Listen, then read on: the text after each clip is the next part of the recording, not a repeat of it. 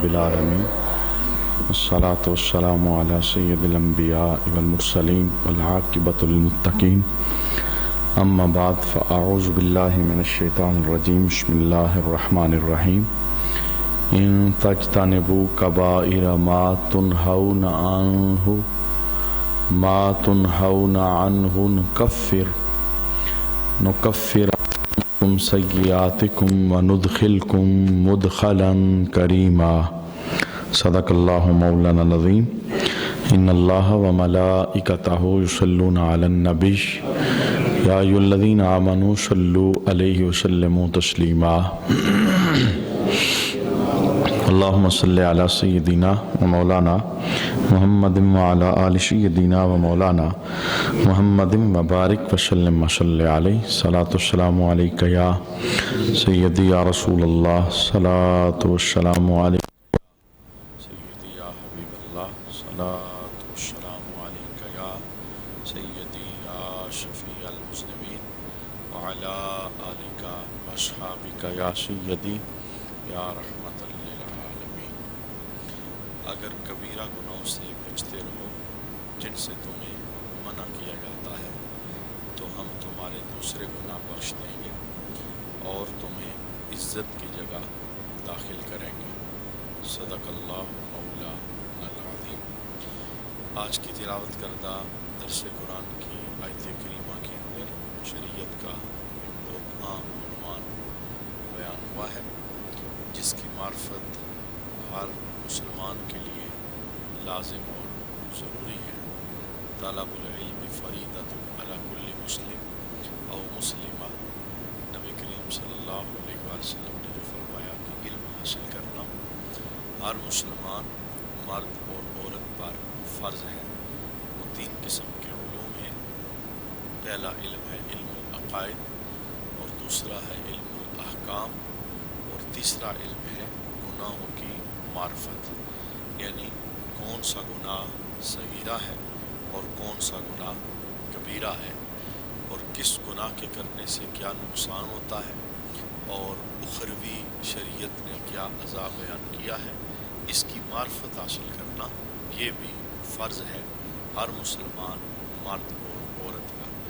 قرآن حکیم نے اس جگہ ایک خوشخبری بیان کی کہ اگر تم کبیرہ گناہوں سے اجتناب کرتے رہو گے، بچتے رہو گے، تو جو تمہارے صغیرہ گناہ ہیں، چھوٹے گناہ ہیں، اللہ کریم اس کی وجہ سے تمہارے چھوٹے گناہوں کو معاف کر کے تمہیں عزت کی جگہ میں داخل فرمائے گا۔ عزت کی جگہ میں یعنی جنت کے اندر تمہیں داخل فرمائے گا۔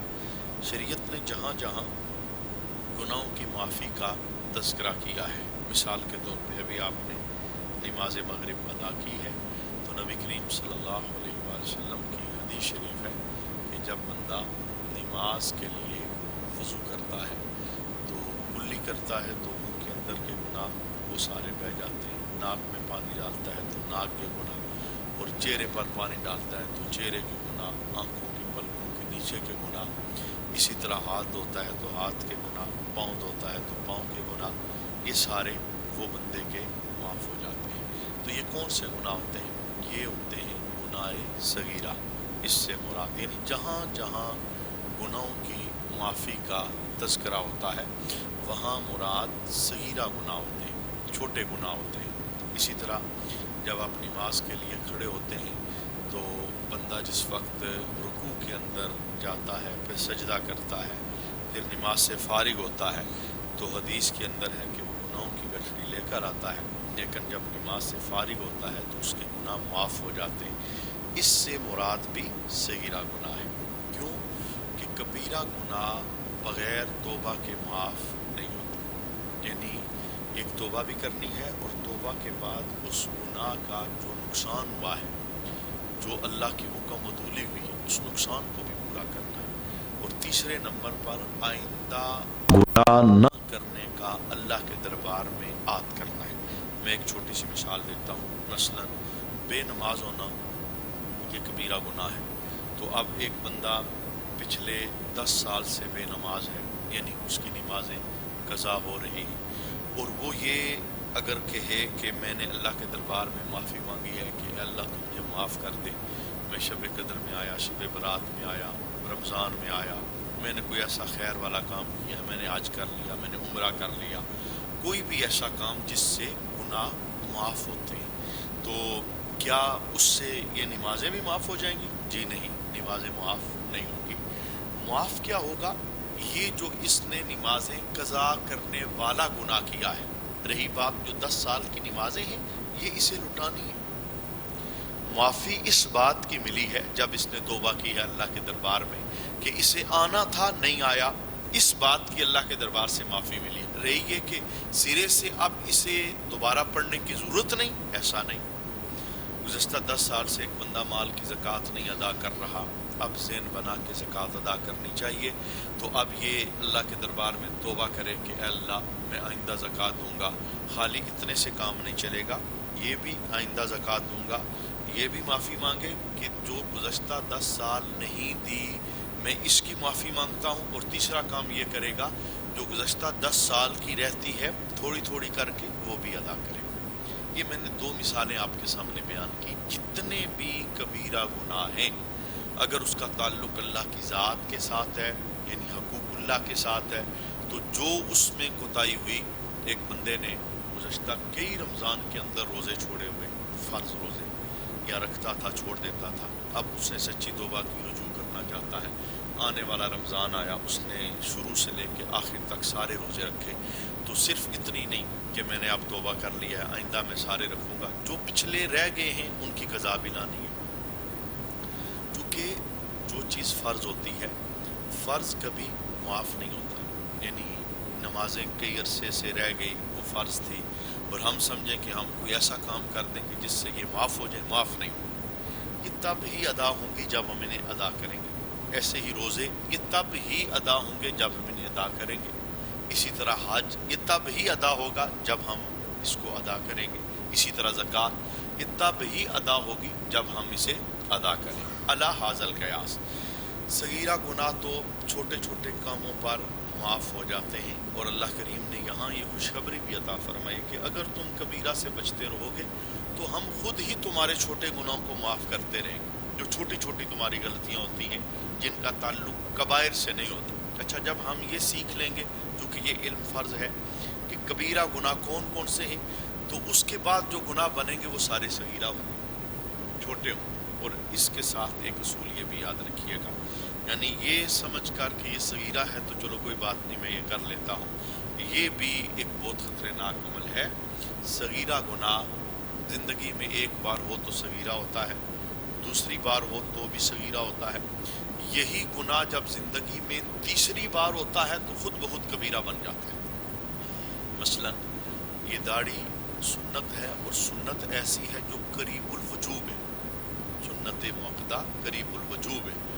ایک مرتبہ زندگی میں داڑھی منڈائی صغیرہ گناہ ہے، دوسری مرتبہ منڈائی تو بھی صغیرہ گناہ ہے، زندگی میں جب بھی تیسری مرتبہ داڑھی منڈائی تو یہ خود بخود کبیرہ بن جائے گا۔ صغیرہ کا تکرار یعنی اس کو بار بار کرنا یہ اسے کبیرہ بنا دیتا ہوتا، وہ چھوٹا گناہ ہے، لیکن جب بندہ اس کا تکرار کر رہا ہے، اسے بار بار کر رہا ہے، اللہ کا خوف نہیں کھا رہا، بار بار کر رہا ہے، تو خود بخود وہ گناہ کبیرہ گناہ بن جاتا ہے۔ تو اب شریعت نے ہمیں اس بات کی تلقین کی کہ ایک مسلمان بندے کو پتہ ہونا چاہیے کہ کبیرہ گناہ کون کون سے ہیں، ان کا نقصان کیا ہے، اخروی عذاب کیا ہے۔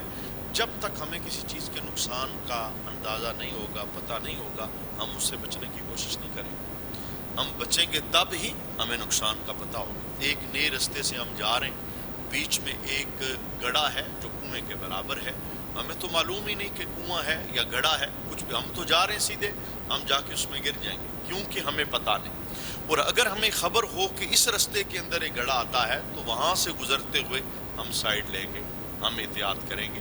تو جب تک انسان کو پتہ ہی نہیں کہ جو میں کام کر رہا ہوں اس کا تعلق کبیرہ سے ہے یا صغیرہ سے ہے، یہ معاف کیسے ہوگا، اس کا اللہ کے دربار میں ازالہ کیسے کیا جائے گا، تو بندہ تب تک اپنے نامہ اعمال کو گناہوں سے صاف نہیں کر سکتا۔ اور یہ کتنا خطرناک عمل ہے۔ امام محمد غزالی آپ احیاء العلوم کے اندر یہ عنوان بیان کرتے ہیں، آپ فرماتے ہیں کہ جب بندے قبر کے اندر جاتے ہیں تو حدیثوں کے اندر موجود عذاب ہوتا ہے۔ برزخ اور قبر کا عذاب، اس سے کوئی بھی انکار نہیں کرتا۔ کیفیات مختلف ہوتی ہیں، تو حدیثوں کے اندر موجود ہے قبر میں عذاب ہوتا ہے، سانپ آتے ہیں، بچھو آتے ہیں۔ اللہ تعالیٰ ڈرونی صورتوں کے اندر قبر کے اندر بندے کو اس کے اعمال کے سبب برزخ میں عذاب میں مبتلا کرتا ہے۔ جزا بھی ہے، سزا بھی ہے، باقاعدہ اس پر حدیثیں موجود ہیں۔ لیکن امام محمد غزالی رحمۃ اللہ تعالیٰ علیہ آپ کیا فرماتے ہیں؟ آپ فرماتے ہیں کہ یہ جو سانپ بچھو قبر کے اندر آتے ہیں، یہ قبر سے نہیں آتے، اپنے حصے کے سانپ بچھو بندہ دنیا میں اپنے ساتھ لے کے جاتا ہے۔ حالانکہ ہم جس بندے کو دفن کرتے ہیں وہ تو سفید کفن میں ہوتا ہے، اس کے کفن میں تو کوئی سانپ بچھو نہیں ہوتا۔ یہ کون سے سانپ بچھو ہیں جو اپنے حصے کے بندہ دنیا سے لے کے قبر میں جا رہا ہے؟ تو امام محمد غزالی علیہ رحمہ فرماتے ہیں کہ ہر گناہ کبیرہ قبر کے اندر سانپ بچھوؤں کی صورت اختیار کی، یعنی وہ گناہ کبیرہ جس کا ہم نے ازالہ نہیں کیا، اس کا تعلق حقوق اللہ کے ساتھ تھا یا اس کا تعلق حقوق العباد کے ساتھ تھا، ہم نے ازالہ نہیں کیا، یعنی معافی نہیں مانگی، رجوع نہیں کیا، اس کا جو نقصان ہم نے کیا تھا اس نقصان کو ہم نے پورا نہیں کیا۔ اب کیا ہوا؟ وہ گناہ مسلسل ہمارے نامہ اعمال کے اندر موجود ہے، ہم اس کو لے کے اپنی کتاب نامہ اعمال کی بند کر رہے ہیں، کفن کے اندر لپٹ کے ہم قبر میں پہنچ رہے ہیں۔ امام محمد غزالی علیہ رحمہ فرماتے ہیں کہ بندہ اپنے حصے کے سانپ بچھو خود دنیا سے قبر میں لے کے جاتا ہے۔ لہٰذا فرماتے ہیں کہ میرا مشورہ یہ ہے کہ اس وقت کے آنے سے پہلے پہلے ان سانپ بچھوؤں کو اپنے ہاتھوں سے مارو۔ اور پوچھا گیا ان کو مارنے کا طریقہ کیا ہے؟ تو آپ نے ارشاد فرمایا توبہ کا صابن استعمال کرو اور جو ازالہ اور نقصان بنتا ہے اسے پورا کرو، زندگی ہی میں اللہ تمہارے گناہوں کو معاف کر کے نامہ اعمال کو نیکیوں سے پر فرما دے۔ یعنی یہ جاننا، اس کا علم رکھنا، یہ ہمارے لیے کتنا لازم ہے اور کتنا ضروری ہے، کیونکہ یہ ہمارا درس قرآن ہے، بارہا ان آیات کا بیان آئے گا تو میں اس پر زیادہ مزید تفصیل نہیں دوں گا، لیکن میں آپ کے سامنے 40 کے قریب کبیرہ گناہوں کے نام لوں گا، تھوڑی تھوڑی ان کی تعریفات بھی آپ کے سامنے رکھوں گا۔ اور یہ نام لینے کا مقصد کیا ہے کہ علماء نے اس بات بحث کی ہے کہ کبیرہ گناہ 7 ہیں، کسی نے کہا 10 ہیں، کسی نے کہا 17 ہیں، کسی نے کہا 40 ہیں، کسی نے کہا 700 ہیں۔ اس پر بڑی بڑی کتابیں بھی لکھی گئی، صرف کبیرہ گناہوں کی معرفت پر بڑی بڑی کتابیں بھی لکھی گئی۔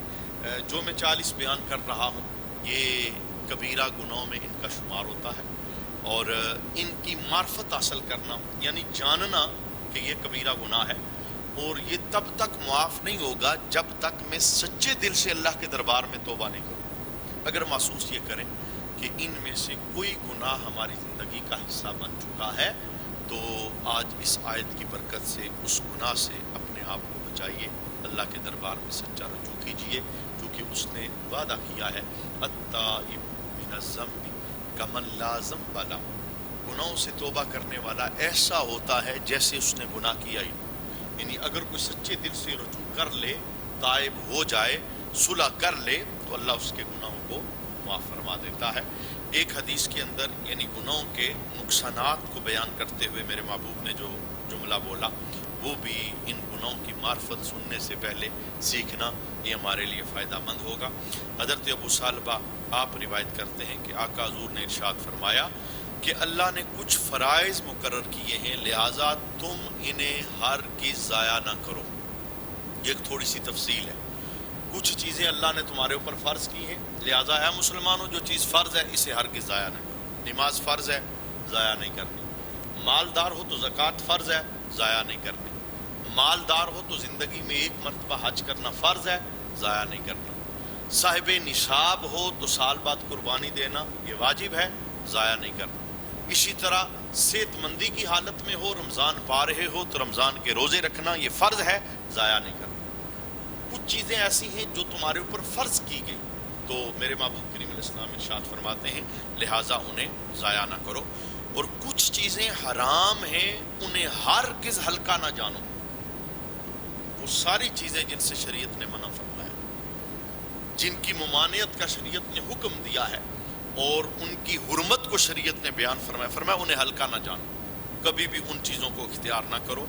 और कुछ हदें शरीयत ने कायम की हैं, लिहाजा तुम उन हदों से तजावुज़ ना करो। ये मुसलमानी होती है, यानी जो बाउंड्री, जो लाइन, जो जगह शरीयत ने बताई भाई यहाँ से तूने क्रॉस नहीं करना। किसी भी मामले के अंदर एक बाउंड्री है, एक हद है, यहाँ से आगे नहीं जाना, तो मुसलमान की शान है कि वो वहाँ से आगे नहीं जाता।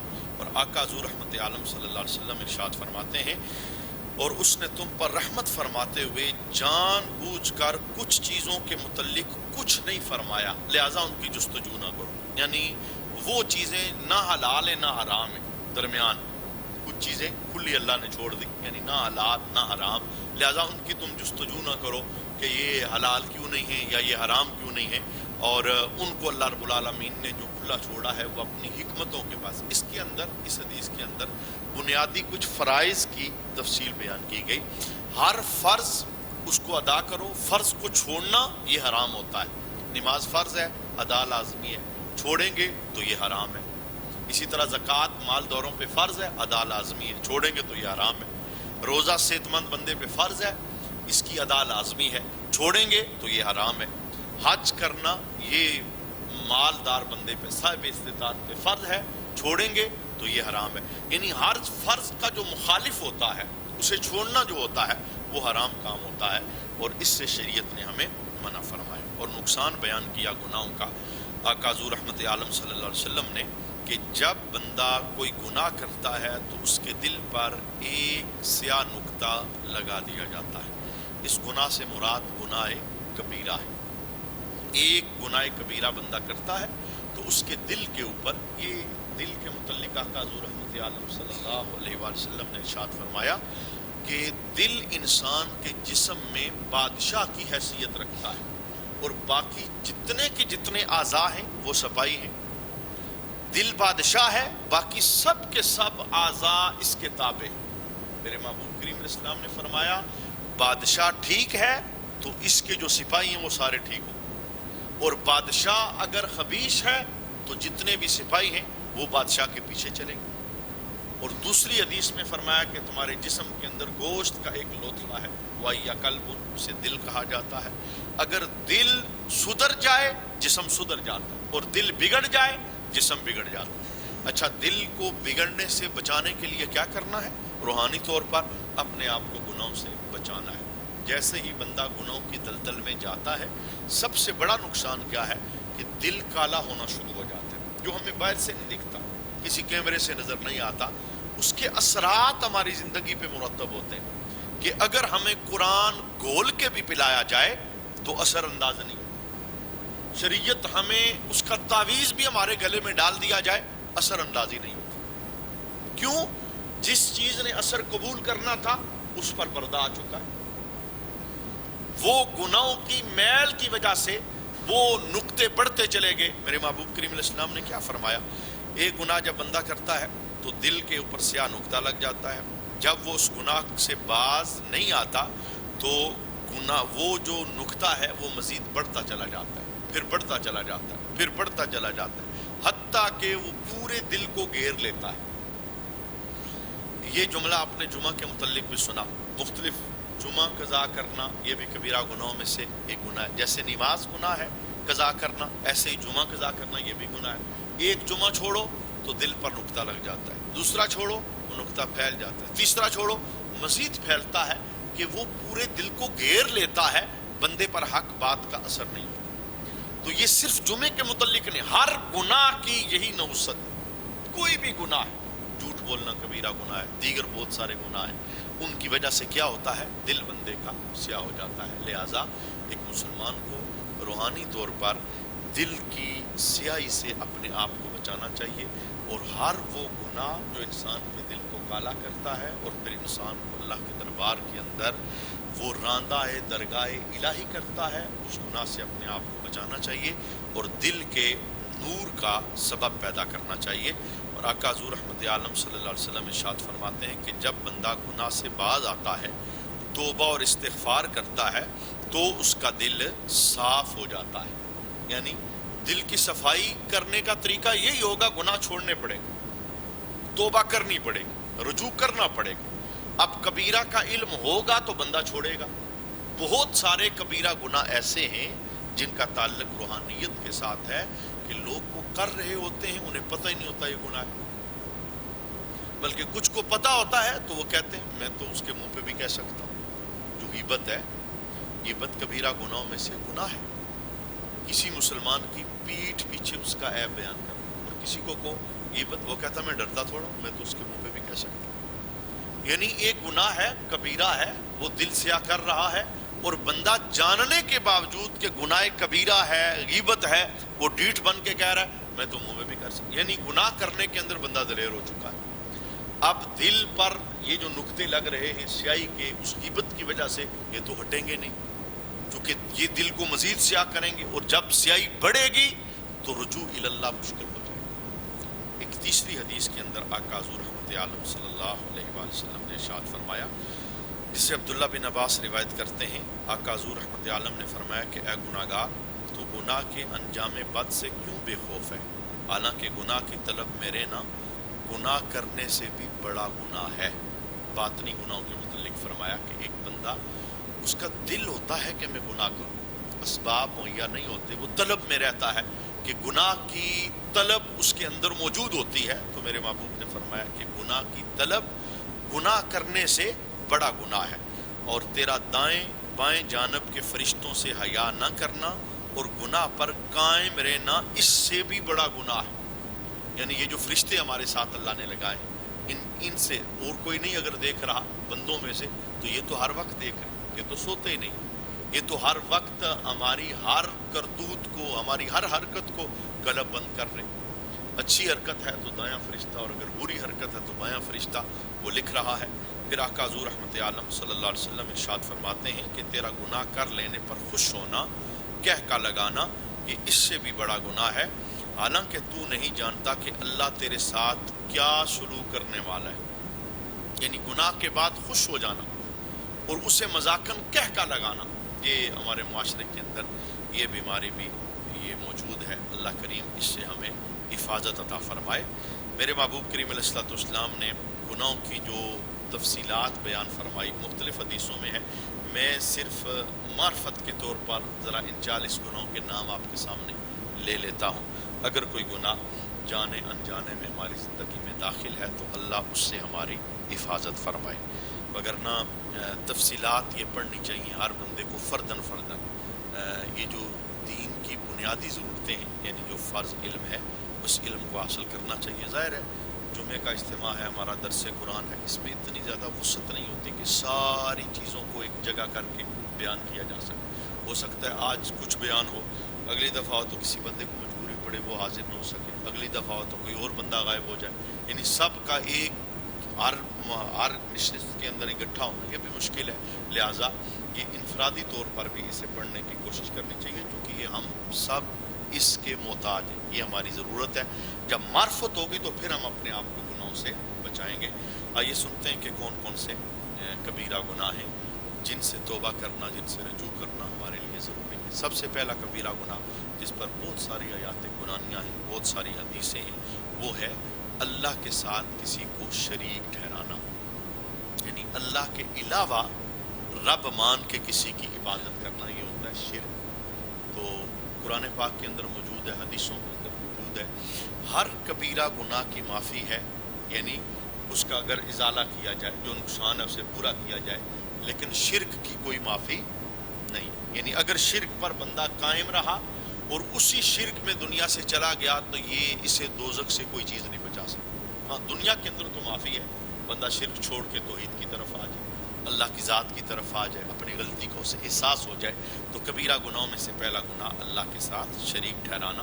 کبیرہ گناہوں میں سے دوسرا گناہ ہے ریاکاری کرنا. کوئی بھی صالح کام کرنا تو دکھلاوے کی خاطر، دنیا والوں کی خاطر، اور ذہن کے اندر اللہ کی رضا نہیں ہے. فرمایا یہ بھی کبیرہ گناہوں میں سے ایک گناہ ہے. عمل بندے کا ضائع ہو جاتا ہے. قیامت کے دن بندے اللہ کے دربار سے نیکیاں وصول کریں گے کہ ہم نے وہ بھی کیا تھا نہیں ملا، وہ بھی کیا تھا نہیں ملا. تو اللہ جواب دے گا جاؤ ان سے جزا لو جن کی خاطر تم نے کام کیے تھے، تمہارا کام ہماری خاطر نہیں تھا لہٰذا ہم تمہیں جزا دیں گے. تو کبیرہ گناہوں میں سے دوسرا گناہ ہے ریاکاری کرنا. تیسرے نمبر پر جو گناہ ہے کینہ، یہ اندر کی ایک بیماری ہے جس کا تعلق انسان کے دل کے ساتھ ہے۔ دل میں دشمنیاں پال کے رکھنا، رشتہ داروں کے ساتھ، دوستوں کے ساتھ، مسلمانوں کے ساتھ۔ مشہور اور معروف کچھ لوگ ہوتے ہیں دشمنیوں کے اندر، یعنی کوئی بندہ ان کے پنجے سے بچ نہیں سکتا۔ یہ گناہ بھی کبیرہ گناہ۔ انسان کا دل ہمیشہ کلمہ پڑھنے والوں کے لیے، رشتہ داروں کے لیے، خونی رشتوں کے لیے صاف ہونا چاہیے، چونکہ مجھ سے میرے متعلق پوچھا جائے گا، میں نے پورے محلے کا جواب نہیں دینا، پورے علاقے کا جواب نہیں دینا، ایسے ہی ہر بندے سے اس کے متعلق پوچھا جائے گا۔ ہمارا دل اگر ہر مسلمان کے لیے صاف ہے، کینہ نہیں ہے، دشمنی نہیں ہے، تو یہ دل کے گناہ سے ہم محفوظ ہیں۔ اور اگر دل کے اندر اس طرح کا گناہ یعنی کینہ اور دشمنی کا موجود ہے تو اس کا بہت بڑا نقصان ہے۔ یہ تیسرا گناہ میں نے آپ کے سامنے بیان کیا۔ چوتھا گناہ ہے کبیرہ گناہوں میں سے حسد کرنا۔ حسد کی تعریف کیا ہے؟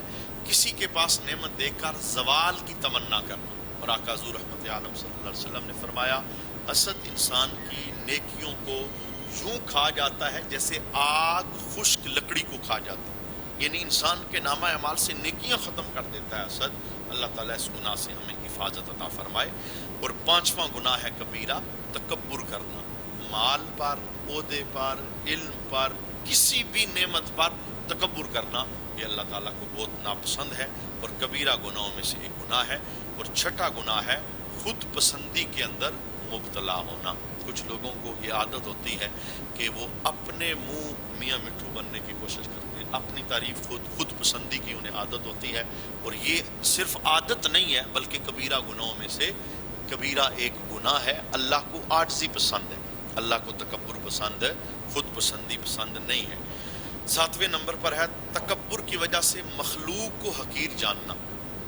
لوگوں نے اپنے سٹیٹس بنائے ہیں، مالدار ہے تو میں اسی سے ملوں گا، وہی میری دعوت پہ آئے گا، وہی میرے ساتھ تعلق رکھے گا، غریب سے میرا کوئی تعلق نہیں۔ اور اگر اللہ کی مخلوق کو بندہ حقارت کی وجہ سے وہ حقیر جان رہا ہے، غربت کی وجہ سے، اپنے سٹیٹس کی وجہ سے، فرمایا یہ بھی کبیرہ گناہوں میں سے ایک گناہ ہے۔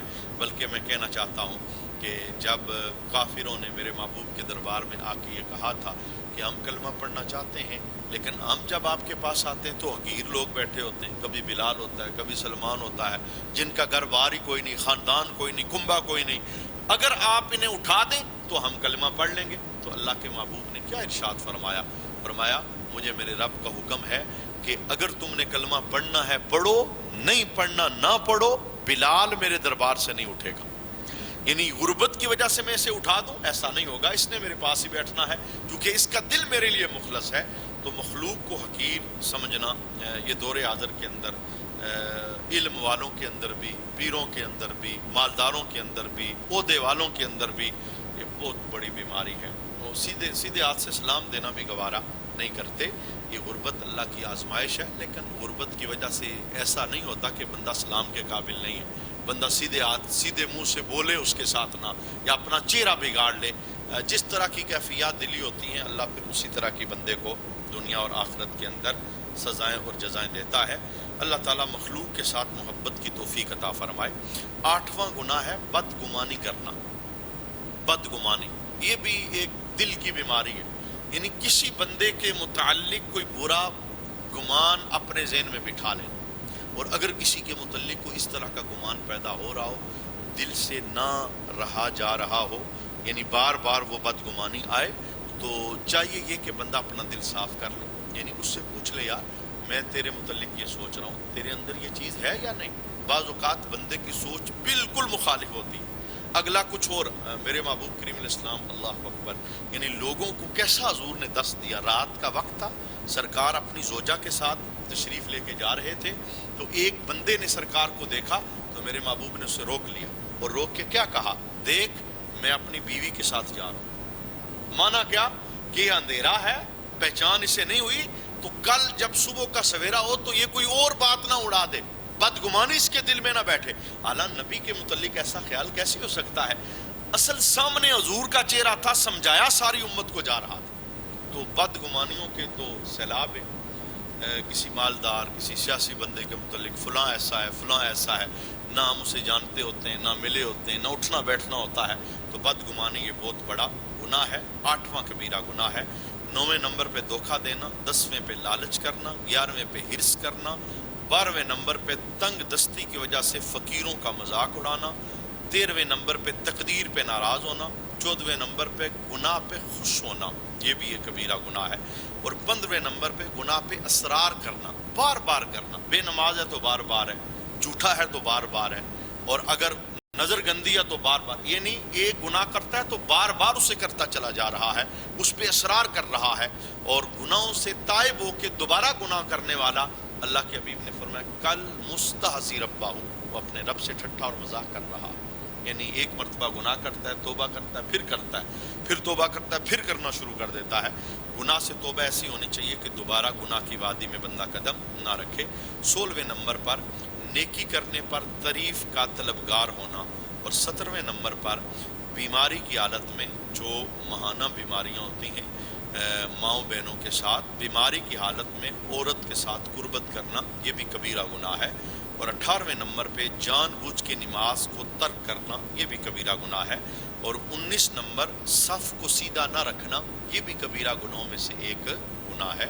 लिहाजा जिस वक्त सफ़ें दुरुस्त हो रही हूँ तो हर नमाजी को चाहिए कि वो अपना किरदार अदा करे, अपनी बाईं तरफ यानी जिधर वो खड़ा है उधर से बंदे को खींचे, बीच में जो गैप है उस गैप को पुर करे, और अगर सफ़ टेढ़ी हो रही है तो सफ़ को सीधा करे। जब कोई आगे खड़ा होगा, कोई पीछे खड़ा होगा, तो सफ़ के अंदर टेढ़ापन आएगा। और अल्लाह के हबीब ने फरमाया कि मैं देख रहा हूँ कि सफ़ें टेढ़ी होती हैं, जिनकी सफ़ें टेढ़ी होती हैं उनके दिलों को भी अल्लाह टेढ़ा कर देता है। सफ़ का दुरुस्त होना ये खैर और बरकत का एक ज़रिया होता है। 20 नमाज में इमाम से सबकत करना, कोई भी रुकन इमाम से पहले अदा करना, ये भी कबीरा गुनाहों में से एक कबीरा गुनाह है। और 21 ज़कात ना अदा करना, 22 रमज़ान का कोई रोज़ा छोड़ना, 23 कुदरत के बावजूद हज न करना, 24 रेशमी लिबास पहनना मर्दों के लिए हराम है, ये भी कबीरा गुनाह है। और 25 मर्द और औरत का एक दूसरे से मुशाबहत इख्तियार करना, यानी औरत मर्द के तरीके पे चले या मर्द औरत के तरीके पे चले, ये भी कबीरा गुनाहों में से एक गुनाह है। औरतों का बारीक लिबास पहनना, जो हमारे माशरे के अंदर एक फ़ैशन बना हुआ है, और कहते हैं कि इसके बगैर तो गुजारा ही नहीं है। जब बारीक लिबास पहनना ये कबीरा गुनाह है, तो मुख्तसर पहनना, आप बताएं ये कितना बड़ा कबीरा गुनाह हो। औरत के लिए जो पर्दा शरीयत ने लाजिम किया है, उस पर्दे के अंदर औरत को रहना ये उसके लिए लाजिम और ज़रूरी है। 27 नंबर पे अकड़ कर चलना, 28 नंबर पर मुसीबत के वक्त अपना गरेबान चाक करना, पीटना, मातम करना, घर में फौतगी हो जाए, जवान बेटा चला जाए, कोई रिश्तेदार चला जाए, माँ या बाप का जनाजा हो, तो अब वावेला करना, अपने गरेबान चाक कर देना और शिकवा शिकायत करना, इससे शरीयत ने हमें मना किया है, ये भी कबीरा गुनाहों में से एक गुनाह है। और 29 नंबर पर मकरूज़ को बिला वजह तंग करना, जिस बंदे ने कर्ज लिया हुआ है उसके साथ नरमी का शरीयत ने हुक्म है, और अगर उसे बिला वजह तंग किया जाए तो ये भी कबीरा गुनाहों में से एक गुनाह है। सूद लेना और देना, ये भी कबीरा गुनाह है। हराम ज़राए से रोज़ी कमाना, ये भी कबीरा गुनाह है। ज़ख़ीरा अंदोज़ी करना, वो चीज़ जिसकी मुसलमानों को ज़रूरत है, गंदम का अगर कात पड़ा हुआ है और एक बंदे ने 100 बोरी रखी है और ये इंतज़ार कर रहा है कि मज़ीद कात पड़े तो मैं महंगी करके बेचूंगा, ये ज़ख़ीरा अंदोज़ है। हर चीज़ की ज़ख़ीरा अंदोज़ी नहीं होती, कुछ चीज़ें ऐसी होती हैं जिनका कात नहीं होता लेकिन लोग ज़्यादा लेके रख लेते हैं, तो वो जायज़ है। ज़ख़ीरा अंदोज़ी सिर्फ वो है जिसका ताल्लुक़ खुराक के साथ है और जिसका वाक़यातन कात पड़ा हुआ है, और अगर कात नहीं है, हर तरफ चीज़ें मिल रही हैं, तो कुछ स्टॉक बड़ा रख लेता है, इससे शरीयत ने मना नहीं किया। वगरना ज़ख़ीरा अंदोज़ी ये भी कबीरा गुनाहों में से एक गुनाह है। 33 नंबर पर शराब बनाना, पीना और बेचना, और 34 नंबर पर नाप तोल में कमी करना, 35 नंबर पर यतीम का माल खाना, और 36 नंबर पर गुनाह के काम में माल खर्च करना। ये बताएं ना, इस दौर के अंदर कौन सी शादी ऐसी है, कहते हैं जी शादी तब तक होती नहीं है जब तक शैतान को राज़ी ना किया। और जुमले कैसे कैसे शैतान ने इन्हें सिखाए हैं। अच्छा तुम क्यों कर रहे हो, कहता है मेरा पहला बेटा है। अच्छा तुम क्यों कर, कहता है मेरा आखिरी बेटा है। कोई पहले बेटे के नाम पे शैतान को राजी करके रब को नाराज कर रहा है, और कोई आखिरी बेटे के नाम पे कि इसके बाद हमारे घर में शादी नहीं होगी। पहला हो या आखिरी हो, दिया तो रब ने है। وہ کبھی پہلے بھی لے لیتا ہے، کبھی آخری بھی لے لیتا ہے. تو شیطان، یہ شیطانی کام ہے، ہجڑوں پر اپنا مال لگانا، یہ میوزک پہ اپنا مال لگانا، پروگرام کرنا، اور پھر فخر کرتے کہتے ہم نے جناب میوزک کا پھر 10 لاکھ روپیہ ہم نے اڑا دی.